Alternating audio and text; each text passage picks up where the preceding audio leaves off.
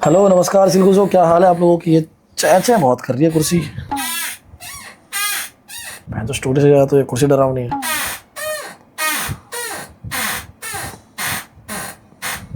Me at my first night after marriage.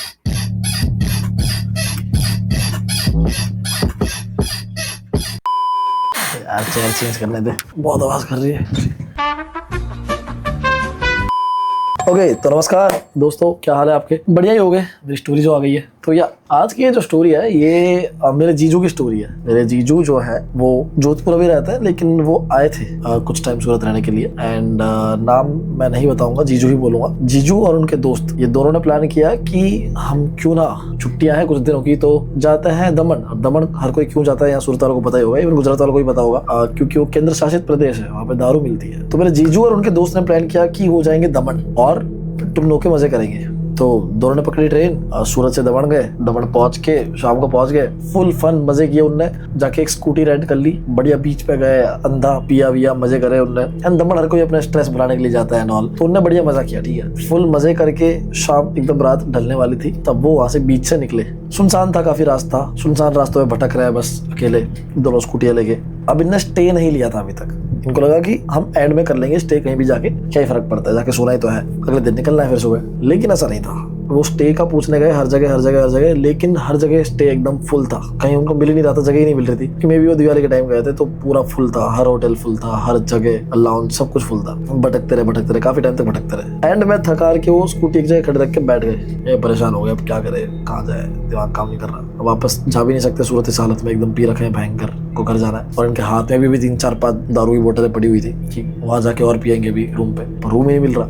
तो जीजू के दोस्त जो है उनने देखा कि राइट साइड जहाँ पे वो रुके थे, बाहर तो मेन रोड था, और राइट साइड कहीं पे एक छोटी सी गली जा रही थी। गली उनने बोला कि यार काम करते हैं, पता नहीं कौन सा नया रास्ता है, मैं भी नहीं गया कभी, इतनी बार आया हूँ दमन फिर भी, तो एक काम करते हैं यहाँ से जाके देखते हैं क्या है यहाँ पे। उन्होंने कहा यार रैंडम जगहों पे कहाँ तुझे होटल लॉन्ज मिले, मतलब क्या पता छोटा मोटा ही कुछ भी हो, हमको तो सोना है सिर्फ, चाहे धर्मशाला ही मिल जाए, सोना ही तो है सिर्फ रात को। तो कहते चल ठीक है। गए सडनली जंगल से आ गए एकदम, और कुछ भी नहीं है अगल बगल में, सिर्फ अंधेरा, लाइट है सिर्फ स्कूटी की। जाए जा रहे बहुत दूर चले गए, कुछ समझ नहीं आ रहा भाई अब कहाँ से आए थे, पीछे रास्ता ही नहीं दिख रहा। जाए जा रहे बहुत दूर पहुंच गए, कम से कम 5-7 किलोमीटर आगे पहुंच गए। एंड सडनली एक बड़े से जंगल में खुले वो लोग, उन्होंने देखा दूर से एक लाइट जल रही है, कुछ तो घर टाइप का है, 2-3 माले का है।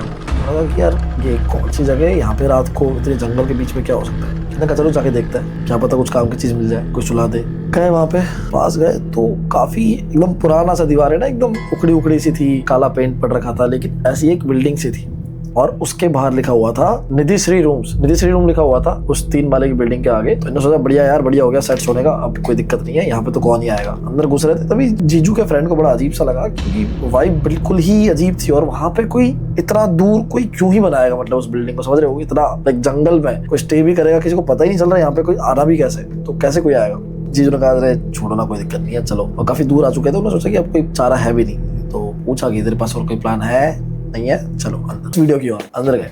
अंदर जैसे ही एंटर करे, सीढ़ा चढ़ के शीशे का गेट था, खोला, गेट खोलते ही अपने आप लाइट जल गई। एंड लाइट जली तब उनको दिखा कि सामने रिसेप्शन है, रिसेप्शन पे एक बंदा बैठा हुआ है, बस एक बंदा पूरे रिसेप्शन पे, काफी बड़ा रिसेप्शन है और पूरा खुला हुआ है, वहाँ पे सिर्फ एक बंदा जंगल के बीचों बीच वहाँ बैठा हुआ है, और वो व्हाइट एकदम कोट पहन के, टाई लगा के। वहाँ पे कौन देख रहा है भाई, क्योंकि बड़े होटल्स में तो समझ में आता है कि ऐसे एकदम सज धज के बैठता है, लेकिन वो जंगल के बीच में होटल में व्हाइट एकदम कोट टाइप पहन के बैठा हुआ है। तो ये लोग गए पास में उसके कि चलो ठीक है, पूछता है क्या सीन है, प्रोफेशनलिज्म होगा बंदे का, क्या दिक्कत है, फैशन इन्फ्लुएंसर बनना चाहता होगा, नहीं बन पाया होगा, यहाँ निकाल रहा है सारी होश अपनी। तो गए उसके पास में, पूछा उसे कि यार रूम है, उसने बोला हाँ बिल्कुल रूम मिल जाएगा आपको, फर्स्ट फ्लोर पे अवेलेबल है। तो कहता है अच्छा कोई दिक्कत नहीं, हमको दे दो, हमको सोना ही है। अच्छा ठीक है, तो चलो ठीक है, जो भी पे कर दिया उनको। एंड उन्होंने बोला चलो चलते हैं ऊपर, तो आपको रूम पे छोड़ देता हूँ। चलो ठीक है, अभी जा रहे थे तो उनके बैग में हाथ में मतलब दारू की बोतलें थी। जैसे ही जा रहे थे, उस बंदे ने, जो स्टाफ था, उसने हाथ में दारू की बोतल देखी, देखते ही वो बोलता अरे ये क्या है, एकदम होता है ना, एकदम पोलाइटली बात करा था अचानक से एकदम गुस्से में, ये क्या है। अरे चढ़ी हुई थी, दोनों बोलते कि भाई पागल वागल लगे, तो भाई दारू है यहाँ पे, कोई क्यों आता है, दारू पीने आता है, दारू है। कहते दारू कमरे में मत ले जाना। तो कमरे में मत ले जाना, साले कमरे में तो दारू पियेंगे, तो आए क्यों है यहाँ पे। कहते नहीं कमरे में मत ले जाना, आपको बाहर रखनी पड़ेगी दारू। अरे दारू क्यों बाहर रखेंगे, हम इसीलिए आए हैं यहाँ पे, और ये क्या बात हुई, हम चले जाएंगे वरना। तो वो कहता हाँ चले जाओ। तो जीजू के फ्रेंड ने बोला कि औकात में रह ले, जीजू को बोला ऐसा, स्टाफ कौन है, क्योंकि होटल दूसरा था नहीं ना। तो उन्होंने कहा हाँ ठीक है, हाँ कर दिया कि हाँ ठीक है रूम के बाहर रख देंगे, रूम के बाहर रख देंगे। उन्होंने बोला हाँ तो रूम के बाहर ही रखना। उन्होंने इतने बोला कि रूम के बाहर रख देना। और जैसे ये बोला कि रूम के बाहर रख देंगे हम ये जो भी दारू है, तो एकदम से ऐसा गुस्से में था, शांत हो गया। हाँ ठीक है कोई बात नहीं, आप रूम के बाहर रख देना, आपकी सेफ्टी के लिए बोल रहा हूँ। कहता सेफ्टी, किस बात की सेफ्टी? कहते कुछ नहीं आप बाहर रख देना, बस अलाउड नहीं अपने होटल में। चल ठीक है छोड़, चढ़ रखी है, उतार रहा है फालतू में। तो अभी फर्स्ट फ्लोर पे गए। फर्स्ट फ्लोर पे जाते जाते सीढ़ियाँ यूं थी फिर यूं थी, ऐसे दो साइड। तो पहला जैसे ही सीढ़ी का पड़ाव इनने चढ़ा, आगे एक टेबल थी, एक बड़ी पेंटिंग लग रखी थी और एक टेबल थी। पेंटिंग थी कोई एकदम बूढ़े से आदमी की, बड़ी अजीब सी दाढ़ी वाड़ी वाला, एकदम झुर्रियाँ थी उसके। और टेबल थी, टेबल पे एक बस डब्बा पड़ा हुआ था, लाल रंग का पेंट था उसके अंदर। इसने वो पेंट का डब्बा उठा लिया। दोनों ने ये चीज़ नोटिस की, बड़ा अजीब लगा कि क्या पेंट का डब्बा, छोड़ो क्या फर्क पड़ता है। तो ये लोग ऊपर चले गए। ऊपर गए फर्स्ट फ्लोर पे जाके, उनका रूम लास्ट कोने वाला रूम था, एकदम खिड़की वाला, विंडो वाला, दोनों साइड से, पीछे जंगल था। तो कोने वाला बड़ा रूम दिया इनको कि बड़ा एकदम ट्विन बेडरूम वाला। तो वहाँ गए, चाबी वाबी से गेट खोला और वो लोग एंटर जैसे कर रहे थे, दोनों जीजू और उनके फ्रेंड, तुरंत उसने रोक लिया कि आप पहले दारू बाहर रखो। तो वो कहता चल ठीक है, दारू ऐसे बाहर रख दी। उन्होंने सोचा कि क्या ही है, ले जाएंगे बाद में, जैसे जाएंगे बस ले आएंगे दारू अंदर, क्या फर्क पड़ता है। तो ये लोग अंदर चले गए रूम में और जीजू के फ्रेंड ने बोला कि कोई दिक्कत नहीं है, मेरे बैग जो मैंने पिट्ठू बैग लटका रखा है उसके अंदर भी दारू है, तो ये चाहे बाहर रखवा लेगा तो भी दिक्कत नहीं है, बाहर में जाए देख लेना है। चल ठीक है। तो ये दारू लेके अंदर रूम में चले गए, अंदर चले गए और गेट जो है जीजू ने बोला कि मैं बंद कर रहा हूँ और हम सीधा सुबह उठेंगे चेकआउट करते टाइम, तो डिस्टर्ब मत करना। तो उसने बोला हाँ ठीक है साहब, कोई दिक्कत हो तो बताना, आप नीचे ही है। चल ठीक है। अब ये लोग ना ऐसे बस गेट बंद कर रहे हैं, तो कैसा होता है कि कोई स्टाफ है तो चला जाएगा ना, बोल दिया जाओ तुम लोग चलो हम जा रहे हैं। वो गेट के बाहर ऐसे ही खड़ा है, ये गेट वैसे बंद कर रहे हैं, ये ऐसे खड़ा है बस देख रहा है इनको सामने। ये कह रहा है ठीक है जाओ, अब कोई जरूरत होगी तो बताएंगे। कह रहा हाँ, हाथ में वो डब्बा लेके खड़ा है बस। तो जीजू की क्यूरियोसिटी इतनी ज्यादा आ गई, उन्होंने बोला कि भाई हुआ क्या है, क्या दिक्कत क्या है, तुमको खड़े क्यों हो? बोलते कुछ नहीं, मजा यहाँ पे कुछ काम करूंगा, मेरे को ये पुट्टी उट्टी लगानी है यहाँ पे। तो तू पुट्टी लगाएगा? तू क्यों लगाएगा? बोलता नहीं मेरा काम है, आप तो बंद कर दो गेट। तो बड़ा वियर्ड सा लगा क्योंकि जीजू ने आते टाइम नोटिस किया था कि जो गेट है उनका, गेट के लेफ्ट साइड में ही जस्ट जो दीवार होती है, बाकी सब पेंट वगैरह सब कुछ सही था अंदर के साइड से, लेकिन जस्ट गेट के बाहर ही थोड़ी बहुत जगह जो थी लेफ्ट साइड पर दीवार जो थी वो पूरा, उसका पूरा पेंट उखड़ा हुआ था। ऐसा कि जैसे बार बार उस पर पानी डाल रहे हैं, उखाड़ रहे हैं, हर रोज उस पर, मतलब सिर्फ उतने पार्ट में गंदा हो रखा था बहुत ज्यादा, और उसकी पूरी पुट्टी उट्टी सब उखड़ी हुई थी, बड़ी अजीब सी, जैसे हर रोज ही उस पर कुछ लिखा जाता है, मिटाया जाता है, बड़ा ऐसा अजीब सा हो रखा था। तो इग्नोर किया उन्होंने, फिर भी चलो उससे जैसा भी कच्चा पक्का सा होटल रूम है, लेकिन चल जाएगा रात रात को काम। बड़ा वियर्ड सा लग रहा था बट ठीक है। तो ये लोग अंदर चले गए, अब मुंह पे गेट बंद कर दिया, छोड़ो यार जो भी है। तो अब अंदर बैठ गए। इनने भाई सबसे पहले क्या किया, बैग से निकाली दारू की एक बोतल थी, इनने गटकी आधी भाई मुंह से लगा के पी गए। भयंकर, ऑलरेडी चढ़ी हुई थी बहुत ज्यादा, इतनी पी। उन्होंने बोला भाई बहुत हो गया, मैं सो रहा हूँ। तो दोनों सो गए, लाइट कर दी बंद, सामने रख दी दारू की बोतल टेबल पे टीवी के नीचे। अब बस सोए हुए दोनों। रात को बहुत लेट 3:30-4 बजे के आसपास जीजू का जो फ्रेंड है उनकी आँख खुलती है, सडनली आँख खुलती है, और सबसे पहले आँख खुलते ही वो देखता है कि उनके जस्ट सामने जो टीवी होती है और जो बेड होता है उसके बीच में जो गैप है, उसके बीचों बीच हवा में दारू की बोतल लटक रही है। हवा में दारू की बोतल बस फ्लाई कर रही है ऐसे। मैंने जैसे आँख पकड़ के सही से देखा, क्योंकि इतना उजाला आ रहा था, लाइक चांद की रोशनी से एकदम क्लियर उजाला आ रहा था। आँख पकड़ के जैसे देखा, वो दारू की बोतल ऊपर से पाम करके नीचे गिरी, जोर से पाक करके पूरा एकदम शीशे बिखर गए। जैसे ये आवाज़ जीजू को आई, जीजू एकदम से उठे, क्या हुआ? देखा कि भाई दारू की बोतल फूट गई है। तो कहते हैं अरे क्या हो गया, दारू की बोतल कैसे गिर गई, तूने गिराई क्या फूट कैसे गई? तो जीजू के जो दोस्त थे वो एकदम डर के मारे बिलखने लग गए, एकदम डरने लग गए और कांपने लग गए। बोले मेरे सामने वो फूट के गिरी, अभी हवा में थी। जीजू कहता है तेरे को बहुत चढ़ गई है, सो जा, दिमाग मत खराब कर तू, ऑलरेडी एक तो ये ऐसी अजीब सी जगह है, तू कहाँ और ज्यादा सोच रहा है। वो कहता है अरे नहीं, मुझे पक्का पता है भाई, मैंने अभी आँख खोल के देखा, हवा में थी और मेरी आँख के सामने जोर से नीचे पटकी किसी ने, पता नहीं कैसे, हवा में से। तो जैसे ही अभी डिस्कस करा, जीजू ने बोला अरे तू सो जा, चल कोई बात, आराम कर, कुछ नहीं, सुबह उठ के देख लेंगे क्या है, और फूट गई जान दे। जैसे ये बोले, तुरंत अचानक से जो खिड़की थी उसके बाहर से ही, जस्ट नीचे से, फर्स्ट फ्लोर पे तो थे वो लोग, बस नीचे से उसके पास से ही जंगल था, पूरा घना जंगल, बीच में एक रोड जा रहा है बस दिख रहा होगा, कोई लाइट वाइट नहीं। वहां से उनको ढोल नगाड़ों की आवाज आने लग गई कि एक बंदा कोई ढोल बजा रहा है जोर से, और साथ में ढोल बजाने के साथ में कुछ अजीब सा गा भी रहा है, समझ नहीं आ रहा क्या, बस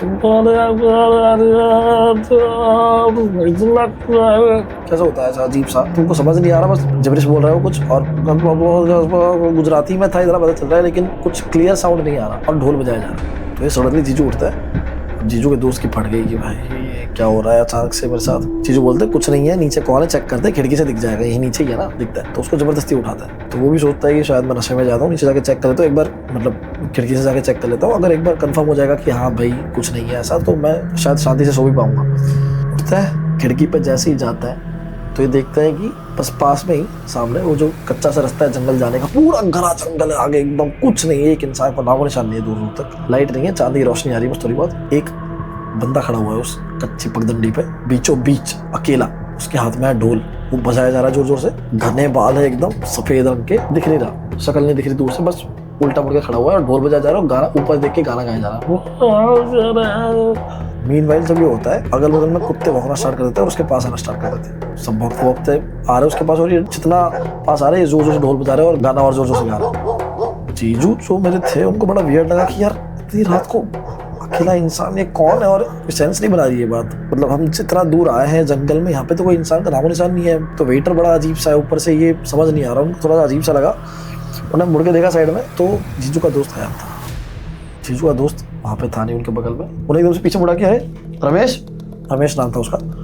रमेश करके पीछे देखा, तो जैसे रमेश करके पीछे देखा तो देखा टीवी की साइड उल्टा मुंह करके रमेश खड़ा हुआ है, पीठ दिखा के इनको ऐसे।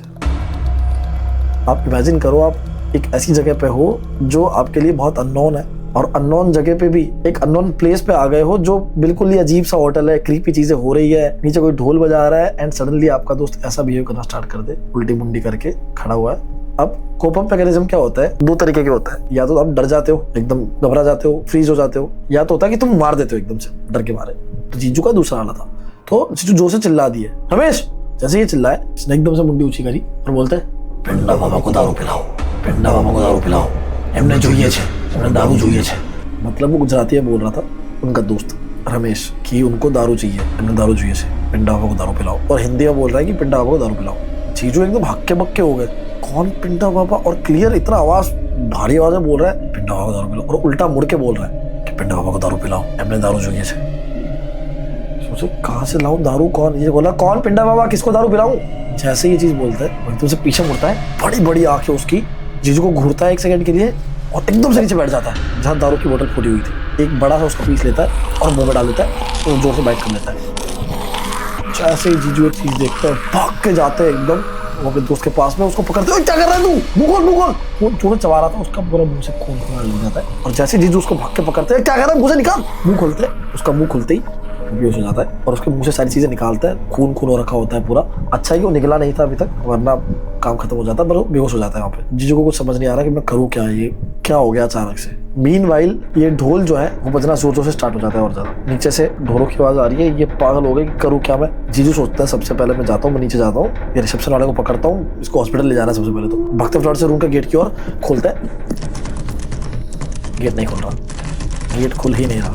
मे बी जीजू को लगता है कि वो जो बंदा था रिसेप्शन वाला वो बाहर इसीलिए खड़ा था ताकि वो गेट लॉक कर पाए और ताकि हम बाहर से दारू ना ले पाए। जीजू को एकदम ऐसा फील होता है कि मैं कहाँ फंस गया, मैं क्यों आ गया एकदम से। उनके आंखों के आगे से तो एकदम परिवार जाता हुआ दिखा सब कुछ, कि पता नहीं जिंदा ही बचेंगे या नहीं, क्या क्या हो रहा है, अजीब चीजें। अब ये सब चल ही रहा होता है, वो जोर जोर से गेट खोलने ट्राई करता है, कोई है गेट खोलो भाई, खटखटा रहे, दूर दूर तक कोई आवाज नहीं। तभी अचानक से पीछे से उनको जो रूम की विंडो की साइड है वहां से आवाज आती है,